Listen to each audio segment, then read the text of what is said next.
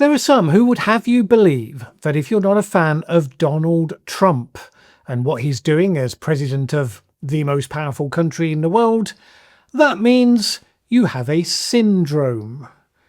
Well, according to recent polling by the Pew Research Centre, that would mean that large numbers of people across significant parts of the world also have a syndrome. Of course, it's possible that, just as it used to be when we had adult conversations about politics, people's perceptions and preferences on how power is exercised, well, those shape how they feel about any country and any leader. If all this research said was that a lot of people don't like Donald Trump, then fine, it would be worth 10 seconds of your time, maybe.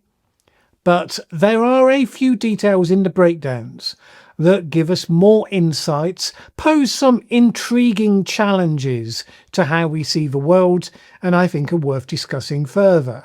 The Pew Research study covered 24 countries across the world, getting a sample from all continents, and selected, they say, for a number of factors, which they describe as including feasibility, security, political climate, and budget, as well as the size of any country's population and economy. First, the big item, confidence in President Trump himself.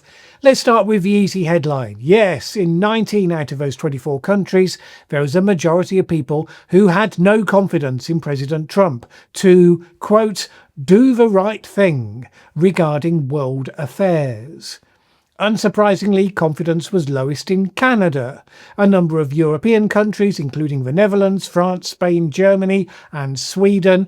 Also Australia, Turkey, and the lowest scores of all, also unsurprisingly, from Mexico. The 5 outlier countries where there was at least a bare majority of support: Viktor Orban's Hungary, 53% support, India, 52%, strong support, as you would really expect, from Israel, even stronger support in Nigeria, which has been identified as an interesting feature there for some years, and also shared to a lesser degree in Kenya. Not so much in South Africa, whose leaders Trump's ambushed in the White House recently with conspiracy theories about white genocide. Now, how does that affect the way that people see the United States as a country? Well, as you might expect, the fact Trump is now in charge has led to a degradation in how America is viewed across the world. Over the course of a single year, the question of whether people had a favourable or unfavourable opinion of the United States plummeted in Mexico from 61% to 29%, plummeted in Sweden from 49% to 19%, and then substantively declined in a number of others. Interestingly, there was no significant change in some countries. The UK, Greece, Hungary, Argentina, all of those were down, but only by a couple of points. And yet all bar Hungary came out with a negative view of Trump. So more people in those countries base their ratings on the country of the United States, somewhat independently of their views of the actual leader of the country. Partly supported, you might speculate, on the fact that none of them are per se countries that the administration has directly attacked. Now, Israel and Nigeria from an already high base and Turkey from a low base have become slightly more positive. If you look at the history of confidence in the US president since 2001, which has been recorded consistently only in 4 countries, the UK, France, Spain and Germany, you might at first glance simply conclude that it goes along partisan lines. Relatively low and declining for George W. Bush, Republican, very high for Obama, Democrat, plunging to a new low for Trump, first term, Republican, recovering significantly for Biden, Democrat, although nowhere close to Obama's ratings, and plunging again now for Trump, second term. Well, maybe it does. But centre-right Conservative parties have spent quite a good part of that period in government for all of those countries during that period. So I do think you have to factor in the difference between how leaders are perceived abroad versus how they're perceived at home.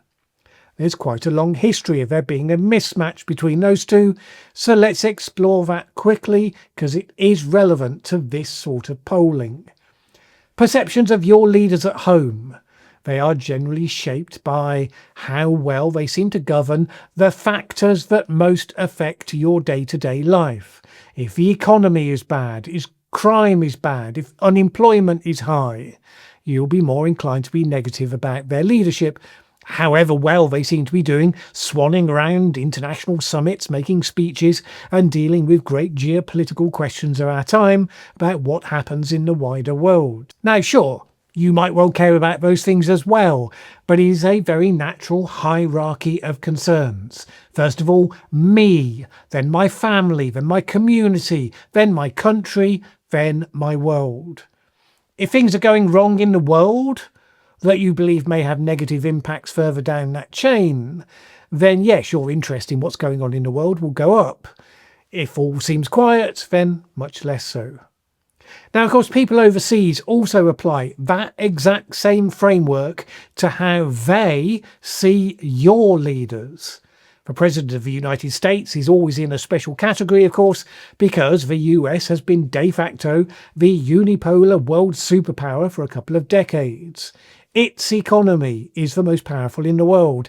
Its culture, as sold overseas via Hollywood and multiple global brands, influences everyone else's culture to some degree by design. And of course, it has a massive military that has been more active overseas than any other, and, enough nuclear weapons to end all life on Earth. So yeah, we take an interest when the country decides to hand the keys to that car to someone who might struggle to walk in a straight line and or talk in complete sentences, which we've noticed is becoming a really bad habit recently. Now, George W. Bush was derided abroad for his occasional incoherence. He fumbled over language, said dumb stuff, and he pursued the highly unpopular war with Iraq, which seemed to many people to be simply revenge for what had happened in the past, being disguised as being connected to the attack on the United States on September the 11th, 2001. And there was no link, of course. Then Barack Obama took over. Many people were delighted because it seemed that America was finally moving past its obsession with race. But also Obama was very articulate, possibly one of the best speech makers that has held the office of president. And that's what you see abroad. Elegant, humane, thoughtful speeches from the person in charge of the most powerful country in the world. Now, were his domestic policies any good at all? That's a deeply polarising question within the United States, but that's not the question by which leaders get judged elsewhere in the world. Now, this isn't just an American thing. I give you Mikail Gorbachev, the last leader of the Soviet Union, who was highly regarded and respected across the world for introducing reforms to the old authoritarian Soviet system, introducing glasnost, the policy of increased openness in government, and perestroika, beginning the process of system reform. Gorbachev is credited as being the catalyst that helped to bring the Cold War to an end, and the beginner of a process that enabled Eastern and Central European countries to escape from the dictatorships of the Kremlin and establish themselves as free nations again. Gorbachev also, by the way, was the only Soviet or Russian leader in recent history who didn't amass great wealth as a result of his position, engaging in routine corruption to do so. He lived only on his official salary. Now, none of that mattered. He was and remains hated by most of his own people. They saw economic decline, the fall of their great empire as being his legacy, and it was extremely tough for them to live through. So anyway, Obama was appreciated in Europe, whether you think that's exactly as it should have been or the opposite. Then Trump. While Obama had made speeches that, made you proud to be human, Trump once suggested nuking hurricanes. Yes, in his first term, Trump talked like a buffoon, made George W. Bush seem like Shakespeare in comparison. But, after the shock of him first taking over, you can see in the graph how the world started to get used to it. Those ratings started to go back up from a low base, admittedly. The US economy was doing well, which meant the wider global economy was doing all right, until COVID came along. Then again, you had a global crisis, and how the person in the White House performed seemed to have an impact much closer to home, wherever you were in the world. And Trump floundered on COVID. We don't need to rehearse the details. We all remember those times well enough. Now, Biden recovered it significantly, but it declined through his term because he came across as an old man who was steadily losing his grip, as we've discussed. And starting from the disastrous withdrawal from Afghanistan, the ratings of Biden began to plummet amongst those countries. So, look, maybe I'm wrong. Maybe those European countries are all just much more friendly to leftist leaders than right-wing ones.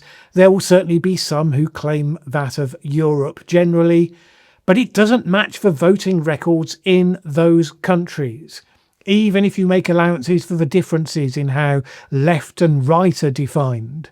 Here's another interesting detail. They compared the ratings of 4 different world leaders across all 24 countries. The percentage of those who have confidence in that leader to do the right thing regarding world affairs. They compared French President Macron, President Trump, Chinese Premier Xi Jinping, and Russia's Vladimir Putin. Macron comes out best with slightly positive ratings, 46% confidence versus 42% no confidence. He is, of course, the only non-authoritarian on that list. I mean, yes, various people in France will have negative views of his arrogance and high-handedness and might categorise that as acting like a king, whatever. But separate out the domestic political rhetoric from the facts. France is democratic. Macron supports the democracy, whatever his failings may or may not be. Then you have Trump. Confidence of 34% across those 24 countries, which includes the 5 positively minded towards him, remember. 62% no confidence.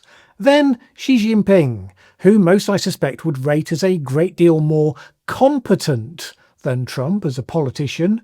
He is lower still. 25% say they have confidence he will do the right thing versus 64% not. You'll note a higher degree of don't knows in that category.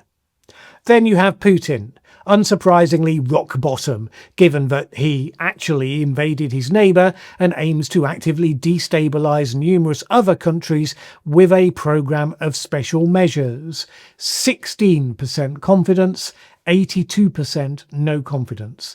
This to me is the authoritarian scale. People can admire authoritarian leaders as strong leaders. They can imagine they might be strong champions for their country. Obviously, from the figures we've seen, not in Trump's case. But that doesn't mean they trust them to do the right thing by the world, because they are out for themselves and for their personal power base in their countries. Authoritarians are far more likely to engage in zero-sum thinking, where they seek to profit by your failure. Democratic leaders far more likely to believe that promoting economic prosperity worldwide is a win-win proposition, because the majority benefit, and you can afford to help the minority who don't. Whether they're right or not isn't the point. That is what provokes trust in a leader, that they will do the right thing. And it's worth noting, Trump is currently taking his country in the authoritarian direction. He sees that as being admirable in his view of the might makes right world order. So it's not surprising that he's heading down that scale. After all, he has personally shown a willingness to reduce the economic growth of the entire world with his radical tariffs program. His supporters might have been persuaded that that was good for America. It's clearly not good for the world. But what about that strong man thing? How do people actually see the Trump phenomenon? Now, some of this is where it gets surprising. Now, okay, the first bit isn't surprising at all. The world sees him as arrogant. 80% versus 17%. For 2/3 of those polled, that translates into a strong leader. 67% say that describes him, 30% say it doesn't. Now, I find that fascinating because on conventional measures of what makes a good leader, in business, in the military, in politics, he's a terrible leader. Good leaders surround themselves with the most talented people. Bad leaders surround themselves with yes men who are less competent than the leader himself, so he never feels threatened, and they're never allowed to contradict him in anything. Good leaders take advice from the best people before taking decisions. They spend a lot of time trying to reduce the barriers between themselves and their own teams and the other people who might be impacted by their decisions. Trump did none of that in his first term. He's learned a handful of the formulas by appearances of his second term, but barely. He still makes everything about him. Nevertheless, can't argue with the figures. People transfer what they see of someone's confidence, their arrogance, their aggression towards others, and it comes across as a strong leader. Worth noting, because when people feel threatened, a strong leader is likely to be what they intuitively believe will most help them. The fact that they might be making a category error in how they perceive the leadership qualities in what's on offer, well, look, that's important for us to know. At the same time, big majorities believe that Trump is dangerous. We sit side by side with strong leader, apparently. I mean, maybe for mafia bosses you would say yes. It's kind of fascinating that it applies to presidents of the most powerful country in the world. An unfeasibly large percent of people, 42%, seems to believe that Trump understands complex problems, which I don't know what to do with that. I mean, this is the man who thinks climate change doesn't exist, and he's firing large numbers of any scientists who say otherwise. But, okay, the majority, 53%, have noticed, or maybe, I don't know, they have a syndrome or something. 51% have said they don't believe he's diplomatic. No kidding. 56% say he's not well qualified to be president. 66% say he's not honest. One final thing worth noting from this survey, which very much comes down to changing perceptions of the global world order. People were asked who is the world's leading economic power. Now, on paper, that's still the United States, although it's in relative decline. That's not how the world sees the changing dynamics right now. Just 8 out of 24 said that it was the United States. 12 said that it is China, and the remainder say that it's equally both. Momentum counts for a lot in how people perceive such things. There's no doubt that those countries, which include lots of Europeans, but plus also Indonesia, Mexico, South Africa and Argentina, they see the momentum going solidly the other way. You would have to think the time of Trump is only accelerating that perception based on how this polling shows that he is seen and arguably what he is doing. Another thing worth noting, the growing gender divide in the United States on political support for MAGA or not, that is also present as a global phenomenon. In the 17 out of 24 countries where there was a statistically significant difference, men were more likely to have confidence in Trump to do the right thing in world affairs than were women.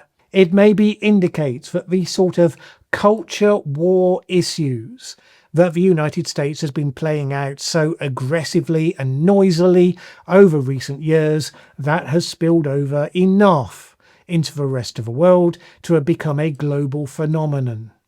I rather suspect that alone would need to be the subject of its own video to pull out all of the details of what's really going on. You may have your own thoughts, in which case leave them in the comments below. There's a lot more nuance and detail in the full report. I link to it in the video description and recommend that you give it a look. Bear in mind, it doesn't tell us anything per se about President Trump himself. It tells us a lot about the countries they surveyed and how they see the world, about what they value and what they trust in leaders, and what concerns and what worries them. You may think they're right in all of those things, you may think that they're wrong. And of course, if you're a very special, particular kind of person, you may have decided that they all have, by definition, a syndrome. Now, of course, if a majority of the entire world all happen to have the syndrome, just possible that it's you who has the syndrome.